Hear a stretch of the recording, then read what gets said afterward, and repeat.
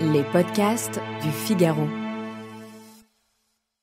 C'est un sujet que j'ai découvert très tôt dans ma vie et j'ai très rapidement aussi compris comment le handicap peut recevoir des réponses très violentes de la part de la société. Et ce qui est très beau aussi, c'est de voir des personnes qui ne sont pas forcément en situation de handicap, qui ne sont pas forcément directement concernées par l'aidance, mais qui trouvent que c'est inadmissible, que les choses doivent avancer et qu'il faut faire avancer la société, qui se sont aussi saisis de ce sujet. C'est pour ça que d'ailleurs que l'innovation est florissante dans ce domaine-là, c'est qu'il y a beaucoup de besoins et beaucoup de demandes. Il y a une urgence à changer. On a besoin d'aller à l'autre bout du monde pour nous engager. Et donc de sortir à nouveau de sa zone de confort. Il me semblait qu'il y avait quelque chose d'injuste. C'est un métier qui demande du temps. De l'empathie, c'est dur. C'est dur, mais c'est tellement gratifiant de faire des... À la fois c'est génial et à la fois ça nous terrifie. S'engager, c'est prendre ses responsabilités. Et puis il y avait l'idée aussi de montrer un exemple. Et lâche rien, fonce et avance quoi. Bonjour, vous écoutez Les Engagés.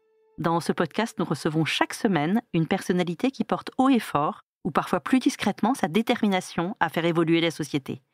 Aujourd'hui, nous allons parler nouvelles technologies, start-up et handicap. J'ai le grand plaisir de recevoir Laurence Vergès, déléguée générale de la Handitech. Bonjour Laurence. Bonjour. Laurence, vous avez pris la responsabilité du réseau Handitech. Ce réseau accompagne les start-up dans le domaine des nouvelles technologies au service du handicap.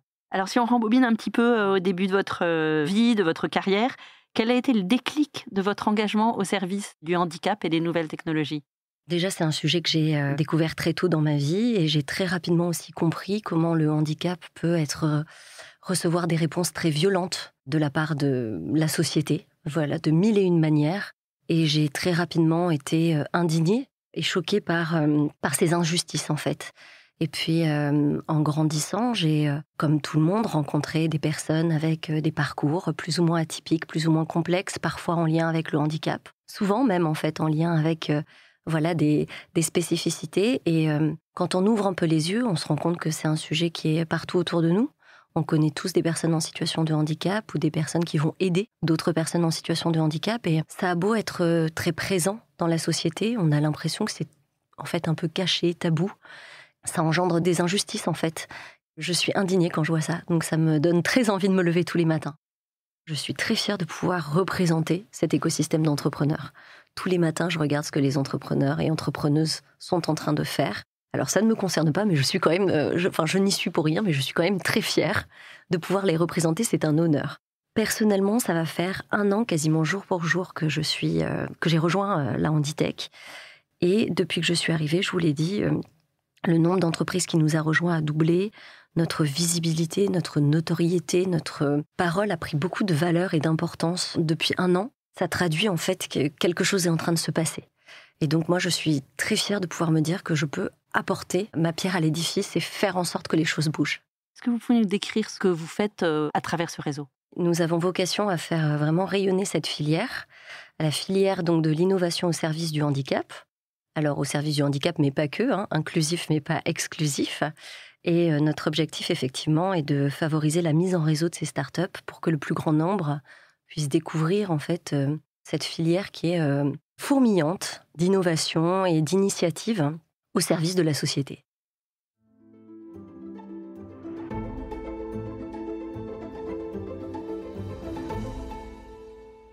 Donc pour ce faire, en fait, on va booster tous les porteurs de projets et les entrepreneurs, leur faire rencontrer leurs pairs, l'écosystème, les futurs clients, partenaires et financeurs pour qu'ils puissent se développer. À côté de ce coup de boost-là, on essaye d'agir à un niveau un peu plus politique, porter la bonne parole auprès des acteurs politiques, publics, auprès des grands acteurs aussi économiques, leur expliquer le potentiel de cette filière, leur expliquer que ce n'est pas qu'un secteur de la philanthropie, que ce ne sont pas que des marchés de niche. Donc il y a beaucoup de pédagogie et essayer aussi d'influencer les lois dans la bonne direction pour soutenir ces acteurs-là. Et le 3e axe, évidemment, c'est une filière qui ne peut pas se développer si tous les acteurs généralistes ne se rendent pas compte de son impact. Donc il y a aussi une mission en fait de sensibiliser le plus grand nombre et d'expliquer qu'une innovation à destination des personnes en situation de handicap, elle peut être également utile à des personnes valides, elle peut être également utile à toute la société. Il y a des exemples assez marquants du fait de créer un objet ou une application pour le handicap qui ensuite s'est généralisée dans la société. Si on regarde juste l'innovation technologique ou technique, ça peut être intéressant de l'utiliser pour d'autres choses.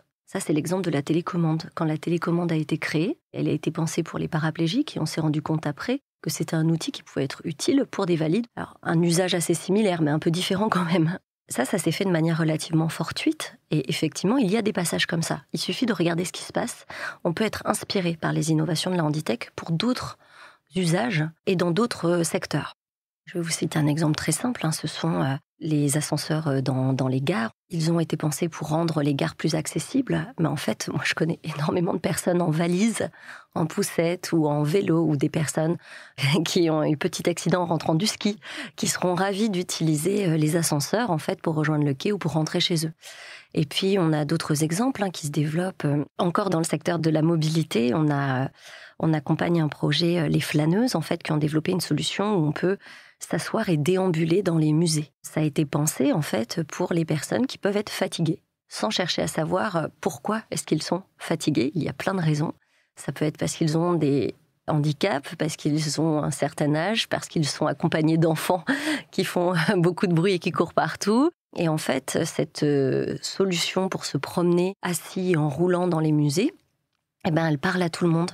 Et tout le monde peut y trouver un intérêt et profiter davantage d'une expérience culturelle. Ce sont des projets qui sont en train vraiment de se développer. Et l'économie, si je puis dire, généraliste, se rend bien compte qu'il y a un intérêt à inclure les personnes en situation de handicap dans le développement de produits nouveaux.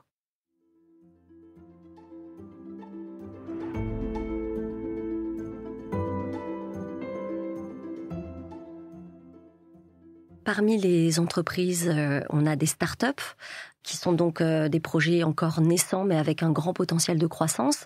Et puis on commence à avoir des startups qui sont en train de devenir de belles entreprises, qui ont passé ce stade un peu d'incertitude caractéristique des startups. Je peux prendre l'exemple de Wondercraft, qui a donc développé des exosquelettes qui sont les seuls aujourd'hui au monde à détenir une telle efficacité dans l'équilibre et dans la marche, en fait, dans la possibilité de permettre à des personnes paraplégiques de se redresser et de remarcher. En fait, ces projets-là sont déjà plus matures. Ils ont rejoint aussi le réseau parce qu'ils ont envie de soutenir en fait la filière et de contribuer maintenant à son rayonnement, maintenant qu'eux ont réussi à se faire connaître et à s'inscrire dans la durée. Les porteurs de projets de ces startups, qu'est-ce qui anime ces personnes ? Ce sont des personnes en situation de handicap ? Pas forcément ? Alors, il y a deux choses qui sont très belles. La première, c'est qu'il va y avoir effectivement plus de personnes en situation de handicap ou de proches aidants dans les entrepreneurs de notre réseau que dans d'autres secteurs. Ce qui montre bien qu'il y a une envie d'agir et de prendre son destin en main. Et si les solutions n'existent pas, de les faire exister. Donc ça, c'est quelque chose qu'on constate. Aujourd'hui, dans notre réseau, selon les dernières statistiques, il y a plus de 20% d'entrepreneurs en situation de handicap. Il y a aussi, bien évidemment, moi je sais qu'il y a aussi beaucoup de proches aidants qui vont avoir des enfants ou des frères ou des sœurs en situation de handicap et qui ont donc envie, en fait, vraiment de s'investir pour faire en sorte que les choses changent pour ces personnes proches. Donc ça, c'est quelque chose que je trouve très émouvant de voir, en fait, cette encapacitation des gens qui y vont et qui ont envie de faire bouger les choses. Mais ce qui est très beau aussi, c'est de voir des personnes qui ne sont pas forcément en situation de handicap, qui ne sont pas forcément directement concernées par l'aidance, mais qui trouvent que c'est inadmissible, que les choses doivent avancer et qu'il faut faire avancer la société, qui se sont aussi saisis de ce sujet alors qu'ils ne sont pas directement concernés. Les deux, moi, me semblent incroyables, en fait. Est-ce qu'il y a des demandes spécifiques des associations ou des porteurs de handicap en termes de nouvelles technologies, des demandes de solutions à trouver ? Alors, il y a beaucoup de demandes. Il y a beaucoup de besoins. Aujourd'hui, il y a aussi une difficulté pour toute personne en situation de handicap à identifier ce qui se fait. On reste, la Handitech, une nébuleuse assez difficile à appréhender pour les particuliers en situation de handicap. Pour tout un tas de raisons, notamment culturelles. Comme je vous l'ai dit, on est une filière qui a besoin de soutien, qui a besoin d'être mise en visibilité. C'est évidemment pour qu'in fine, des personnes en situation de handicap puissent découvrir qu'en fait, des solutions existent. Donc des besoins et des demandes, on n'en manque pas. C'est pour ça que d'ailleurs que l'innovation est florissante dans ce domaine-là, c'est qu'il y a beaucoup de besoins et beaucoup de demandes. Ce qui est intéressant aussi de constater, c'est que beaucoup de personnes en situation de handicap ne se rendent pas compte qu'elles peuvent être motrices d'innovation. Et que grâce à leur expérience, grâce à leur expertise, à leur vécu et à leur retour d'expérience, elles peuvent enrichir l'innovation, une innovation qui pourrait servir à tout le monde. Est-ce que les Jeux paralympiques ont joué un rôle dans cette accélération et quel bilan on peut dresser pour les mois à venir et les années qui viennent des Jeux paralympiques à Paris? Les Jeux paralympiques ont impressionné tout le monde. On a été impressionnés, on a admiré les sportifs.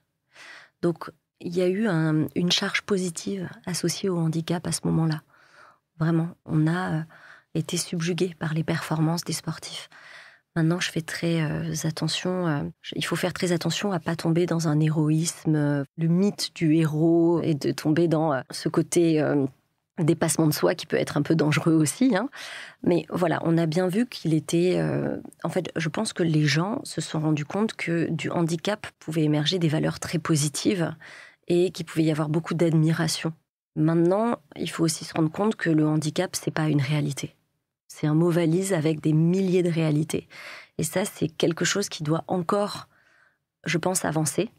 Et d'un point de vue un peu plus économique, je dirais que il y a encore du chemin à faire pour comprendre que les personnes en situation de handicap doivent être impliquées dans les solutions pensées pour elles. En fait, il faudrait vraiment que toute solution soit pensée par des personnes en situation de handicap. Donc là, il y a encore un chemin à faire pour vraiment les impliquer à tous les niveaux de l'innovation et à tous les niveaux de développement de solutions ou de réglementation. Je rappelle que vous êtes déléguée générale de la Handitech. Merci beaucoup, Laurence Vergès, pour votre témoignage. Merci beaucoup. Merci à tous d'avoir écouté ce podcast. Vous pouvez retrouver Les Engagés sur le site du Figaro, sur Figaro Radio et sur toutes les plateformes d'écoute. À bientôt.